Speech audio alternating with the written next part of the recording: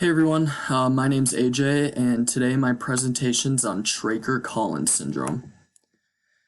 So, Tracher-Collins syndrome is named after Edward Tracher-Collins, a London ophthalmologist who first described the disorder in the medical literature in 1900. He presented two patients with ocular and preorbital malformations at a meeting in London and published one of the earliest case reports for this syndrome. It was first coined as mandibulofacial dystosis. In the US and UK, people refer to it as Tracher-Collins syndrome, but in Europe it's referred to as Franchetti-Klein syndrome. This is just some general information about Tracher-Collins syndrome and some of the more common craniofacial malformations that are associated with the disorder. It's a rare genetic disorder characterized by distinctive abnormalities of the head and face, including underdevelopment of the zygomatic complex, which is the eye, cheek, and lower forehead area, as well as underdevelopment of the jaw, hard and soft palate, and mouth. To diagnose Tracher-Collins syndrome, a specialized X-ray studies will confirm the presence and extent of certain observed craniofacial abnormalities. For example, such imaging tests will show the following: abnormal smallness of jaw due to underdevelopment of jawbone, presence or extent of hypoplasia affecting certain parts of the skull, and the presence of additional malformations of the ear that cannot be seen during clinical evaluation. Some of the complications that arise with Tracher-Collins syndrome, it kind of varies person to person. But starting at birth, the most common symptom is difficulty breathing and feeding. Nasal airways can be narrowed or obstructed, as well as a feature called Pierre-Robin sequence, which is a tongue displaced further back in the mouth than normal, and incomplete closure of the soft palate. Vision loss can occur in some patients as well. The degree of vision loss varies depending on the severity and combination of ocular abnormalities. Lower eyelid abnormalities can cause the eyes to dry out quicker, which increases the risk of chronic irritation and eye infections. Lastly, malformations of the middle ear and outer ear structures cause hearing problems, and that kind of segues me into my next point. Individuals with Tracher-Collins syndrome can develop hearing loss due to the failure of sound waves being conducted through the middle ear. Conductive hearing loss usually results from abnormalities affecting structures within the middle ear, and about 40 to 50% of individuals with Tracher-Collins syndrome have malformed or absent ossicles. The outer ears may be crumpled or rotated, but in contrast, the inner ear is usually unaffected, although malformations of the cochlea and vestibular canals have been reported before. With Tracher-Collins syndrome in mind as a whole, some patients may need surgical reconstruction of craniofacial malformations.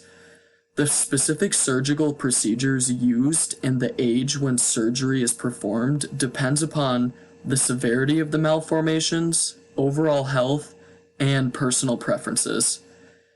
In terms of hearing with Tracher-Collins syndrome patients, some individuals may have procedures to help correct middle ear malformations and associated conductive hearing loss. However, there's this awesome hearing aid called the BAHA system. BAHA stands for Bone Anchored Hearing Aid, and it's a key advantage of the BAHA system is that the ear canal is not an issue for these devices, proving it to be a great alternative for somebody with malformed outer ear structures. And how it works is there's a device surgically put on the back of your head near your mastoid bone, and this device picks up vibrations or absorbs vibrations, and it's sent directly to the cochlea, which I think is pretty cool. Tracher-Collins syndrome affects males and females in equal numbers. The prevalence is estimated to be between 1 in 10,000 to 30,000 individuals. Some mildly affected patients may go undiagnosed. Therefore, it's highly recommended that the parents and perhaps siblings of a child who is affected by Traeger-Collins syndrome go in and get tested for the gene that carries this, even if they appear to be unaffected, because it's really important to know if you have this trait for future family planning. Next, I have a video of a young woman named Savannah. She has Traeger-Collins syndrome, and she kind of highlights what it's like to live everyday life with it.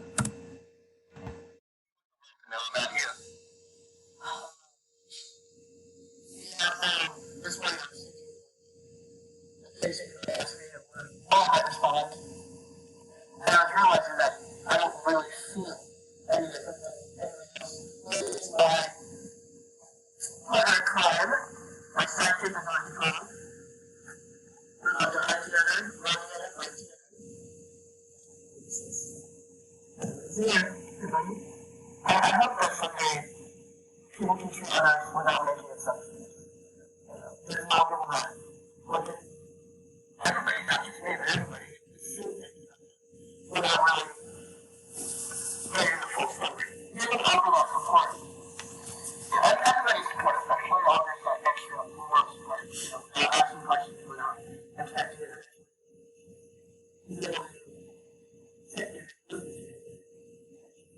Whatever.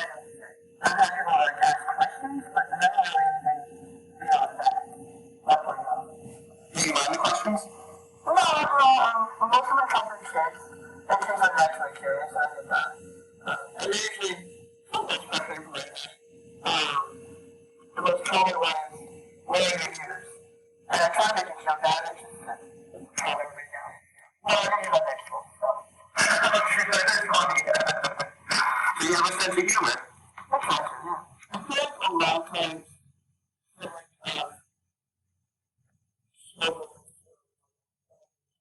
say this just from that, but there are oftentimes people, sci-fi, my little sister has been really just taking the time to be there for the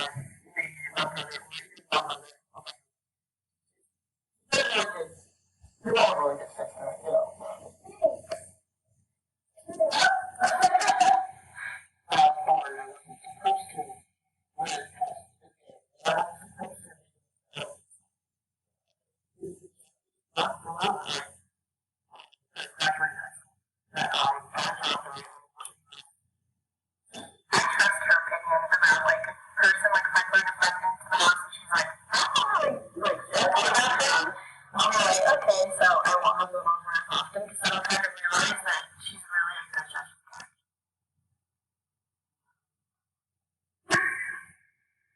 If you could change anything about your experience on it, would you? No. I feel like everything that has happened for a reason, and everything has happened at that perfect time, and I wouldn't be who I was without that particular experience. Okay, so moving on. These are two audiograms of two different patients with Traeger-Collins syndrome before and after having a BAHA device surgically placed. The squares represent before surgery, and the triangles represent after surgery. As you can see, both patients, in some capacity or another, their hearing was restored a good amount. And these diagrams or audiograms kind of prove that this is a very beneficial operation to have if you have Traeger-Collins syndrome. And it can be very beneficial if you have malformed outer ear structures. Okay, there are many outreach programs and support groups for individuals who have Traeger-Collins syndrome. One of my favorites I came across is an organization called FACES. They have links for support groups across the nation, with over 10 in Minnesota alone.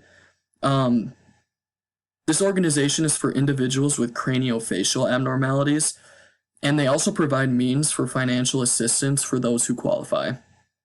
Another awesome program that I came across is the Children's Craniofacial Association. It has many similarities to FACES, but this group holds events to take children to all sorts of different activities, including summer camping, going to theme parks, water parks, and so many more different activities for them. And there are many, many, many more resources out there for Traeger-Collins syndrome, and I'll include some of those in my resources page that is posted along with this presentation. And here are my references. Thanks, guys.